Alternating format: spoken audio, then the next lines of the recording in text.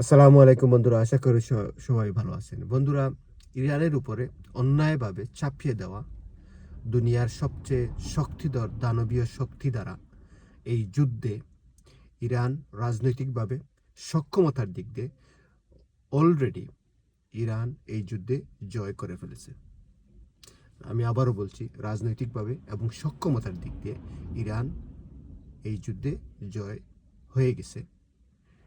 এখন বাকি আছে শুধু আনুষ্ঠানিকতার পর্ব বা আনুষ্ঠানিকতার একটি সময় নির্ধারণ, যাতে বহির্বিশ্বের এই যে দুই দানবীয় শক্তি তারা নিজেদেরকে স্বীকার করবে বা উড্র করবে এই যুদ্ধ থেকে। ইরান কিভাবে রাজনৈতিকভাবে সফল হলো বা যুদ্ধে জয় করলো, এটা যদি ব্যাখ্যা দেই সংক্ষিপ্তভাবে, সেটা হচ্ছে পুরা বিশ্ব ইরানের পক্ষে। পুরা বিশ্ব।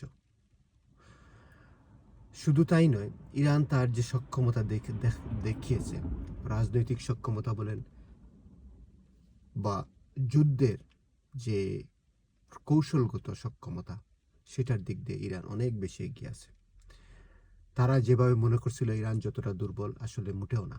ইরানের শীর্ষস্থানীয় নেতৃবৃন্দকে মেরে ফেলার পরও ইরান এখনও দাঁড়িয়ে আছে এবং শক্তভাবে দাঁড়িয়ে আছে। পিরামিডের মতো শক্তিশালী অবস্থায় দাঁড়িয়ে আছে, মাথা উঁচু করে, আত্মসম্মান নিয়ে, আত্মমর্যাদা নিয়ে।